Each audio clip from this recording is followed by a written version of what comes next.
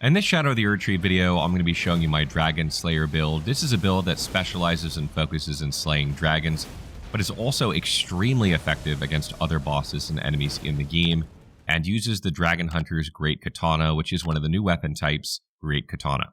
So this is, of course, a Great Katana, one of the new weapons, which is kind of a hybrid somewhere between a katana and a curved greatsword. Kind of has a moveset somewhere in between, has a size and weight somewhere in between. Does 100% physical damage. It has quality scaling, meaning that it scales with strength and dexterity. And in my testing, if you have 100 points to spend, it's almost exactly split between 50-50 is the highest attack rating that I could get out of 100 points. If you go 55, 45, one way or the other, you're actually slightly lower. So you want to be pretty close in your stat distribution in terms of attributes. So if you go higher, you probably want to go to like 80-80 or, bring it up together, 55-55, 60-60, etc. This weapon also has blood loss buildup, 55 on it, which is nice. It's not something that you're going to rely on, unlike, a Great Katana build that uses arcane scaling, like the occult infusion. So you're going to trigger blood loss sometimes, but it's very, very rare and isn't something that you should focus on with this weapon. The weapon skill of this weapon, Dragonwound Slash, kind of leaps you into the air and does a powerful slash that does 100% physical damage. And if you charge it by holding the button down, it'll do even more damage and will also fire out a projectile that goes a decent distance. And this is what makes this weapon so good, in my opinion. This weapon's skill allows you to connect with bosses from a good distance or difficult enemies from a good distance away that's safe. You have hyper armor while you're using this, so you can poise through a lot of different attacks, not all of them, but a good amount of them, and still get this off. And what I love too is this projectile will go up or down. So if you're fighting like a dragon, for instance, and its head is above you, the projectile will go up to reach it. If it's off to the side, it'll go over to hit it, etc. Or, if you're like above some enemies and you're trying to fire the wave down, you can fire down into them. This is something that the, Darkmoon Greatsword does not have, which is kind of annoying. But this weapon has this on its projectile that fires out, which is really nice. And this weapon also has an anti-dragon effect, meaning that it does increase damage against dragons. It does 30% increased damage against regular dragons and 20% increased damage against ancient dragons. So you're going to get a lot of damage out of this compared to normal bosses against dragons. And you'll notice in my gameplay footage, which features a lot of dragons, shockingly, you'll see me hitting for upwards of 5-6k on some of these dragons that typically don't take a lot of damage. And another thing that's really good about Dragonwound Slash, besides the damage that it deals and the hyper armor, is that it does decent stance damage, particularly when you connect with the blade and the projectile. If you're trying to stance break something, usually 2 casts of this will stance break it if you can hit with both the blade and the projectile. And if you're talking about bosses, this is usually 3. But the projectile also does stance damage, so you should be trying to hit with both when you can, but you should also be firing off projectiles from a safe distance when possible and not trying to worry as much about stance damage, going for as much damage as you can, and then when you get a stance break periodically, that's great. Great Katanas also have a lot more stance damage in general than katanas, so that works out really well when you're doing regular attacks. You're building up that stance damage on bosses, and then it can make it a lot easier to get stance breaks. So in my offhand, I don't have anything here. I'm simply two-handing this weapon, but you could put Sacrificial Axe there if you want to get FP back on kills, because you will use this Ash of War a lot on regular and difficult enemies, and it's quite expensive at 18 FP in my opinion. So having that there can kind of offset some of that cost, because you'll usually kill regular enemies in one cast of this, and you can even kill multiple enemies in one cast of this and really cut down the cost if you, line up your enemies correctly. But it's not super useful in a boss fight, obviously, where you're not getting kills. And when it comes to armor for this build, I'm using the Rakshasa armor set. I hope I said that correctly. And this armor set gives you 2% increased damage for each piece worn, but you're going to take more damage. And this is a hyper-aggressive build, as you might notice on this channel. I like aggressive builds. You are still trying to time it so that you're not taking damage. But generally speaking, you want to try and kill things before they kill you. That's the general theme of this build, particularly dragons and such. So you're getting even more damage out of your weapon skill and your regular attacks while wearing this armor set.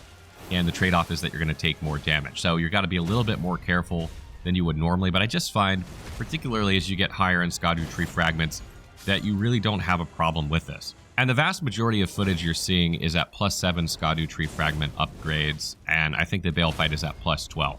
All the others are at +7. So you can see that I'm not like getting hit that hard with the setup that we have. And it just I'm burning bosses down very, very quickly, so they don't really get a chance to deal that much damage to me anyway. So then when it comes to talismans, we have Shard of Alexander, which boosts the damage of our weapon skill. You're definitely not going to want to go anywhere without this, because you're going to use this a ton in this build, particularly against dragons. We have Godfrey Icon, because when you charge the weapon skill, this increases the damage of it, and in my opinion, you want to use it every time charged if possible. You're going to get way more bang for your buck FP-wise out of it, and that projectile is really what you need in order to hit a lot of bosses from safe distance. So get in the habit of charging this every time you're using it if you can.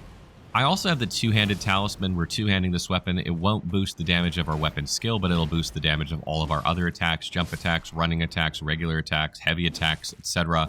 So it's just a fantastic talisman all around when you're two-handing a weapon. And then I have Green Turtle Talisman here for stamina recovery. If you're spamming this weapon skill and attacks with this weapon, you're not going to have a ton of stamina. You're going to run out of stamina very quickly, and this can help get it back so that you can reuse the weapon skill, because sometimes if you don't have good enough stamina recovery, I find the limitation to being able to use this weapon skill back to back to back in some fights is that you don't have the stamina for it. So this can help manage that and definitely makes life a lot easier. Another talisman you could use here, particularly because of the armor set we're using, is the Dragon Crest Great Shield Talisman for further physical damage protection. You could slot that in place of the Green Turtle Talisman, or you could use Crusade Insignia in the place of the Green Turtle Talisman when you're like out on the landscape, for instance, where you're not as worried about chaining this back to back to back as you are like in boss fights. You don't tend to have stamina problems when you're like in a legacy dungeon. So you could use Crusade Insignia in there to give you even more damage, which is nice. Or you could swap this out and use the Dragon Crest Great Shield Talisman for more protection. When it comes to attributes for this build, at level 158, I have 50 Vigor, 30 Mind, 25 Endurance, 50 Strength, 50 Dexterity, 16 Intelligence, 7 Faith, 9 Arcane. You don't need any of those last three stats. Memes aside, I started as an astrologer, so I can't get those any lower than that, but you don't need any of those stats. Health-wise, you'll obviously want to go higher to like 55 or 60, considering how aggressive this is, but I didn't have the attribute points at this point of the game or this level. If you're going higher, which a lot of people will, this should be easy. Take this up to 55 or 60, you'll be in good shape. Mind-wise, we're at 30 because the weapon skill of this weapon is quite expensive at 18 FP, and I'm not using really anything to lower its cost. If you're using Sacrificial Axe in your offhand, then you can probably get away with 25 Mind for now. But having a lot of FP just makes this easier in boss fights, so you don't have to Flask Blue and Flask Red as often. So, you know, I would consider leaving this at 30, trying to get to 30 at least, maybe going up to 35 eventually, just so you have even more FP to play around with. Endurance is at 25 in order to use this armor set, talismans, and weapon and still medium roll and give us some stamina. This is probably the bare minimum I would have. You can definitely take this higher to like 30 or 35 to have more stamina, and it might alleviate some of the stamina issues this build has, and you might be able to get rid of the Green Turtle Talisman for good if you do that, replace it with one of the other talismans I suggested, but you'll definitely need more stamina before you can do that. And Strength and Dexterity are split here because this is a quality weapon, and in my testing, this is kind of the sweet spot for attack rating with this many stats invested. You want to take these up simultaneously because that's the best way to get damage out of this weapon, so eventually you'll take both of these up to 80, but you'll do so together. You're not going to get too far apart stat-wise with it. And when it comes to Flask of Wondrous Physique, I have the Opaline Hard tier here for more protection. We are kind of light on our protection here, particularly because of the armor set we're using. So that helps, and again, this is an aggressive build, so if you can trade damage and come out ahead, it's worth it. We also have the Green Burst Crystal tier for stamina recovery to help alleviate more of the stamina issues, because that can prevent you from being able to spam the weapon skill as much as you want. Both of those are good. The Stone Barbed Crack tier is also an option if you're going for stance breaks, because this will increase your stance damage for a short time in boss fights. If you're planning on running up to a boss and just using this in their face over and over until you stance break them, this can be a good thing to use as well. So consider using that, because a lot of times you can burn bosses if you can just spam the weapon skill, stance break them, and then use it a few more times. That can end a boss fight, so that's not a bad one either. When it comes to Great Runes for this build, I think there are several that work well. Radon's is not bad for FP, HP, and stamina. All those things can benefit this build. Morgoth's is not bad for extra health. That way you can trade damage and not die. Or Millennia's is also not bad, as that regains you health when you've taken damage immediately, and you tend to jump into the air when you're using the charged version of this and kind of hang there for a second and get hit in a lot of boss fights and before firing off your attack. So you'll have immediately taken damage when you attack back, and that can heal you back up. So that is also a good option. So that wraps up our Dragonslayer build. I hope you guys enjoyed this one. This is a really fun build. This is easily in my top 5 weapons in the DLC so far in my testing.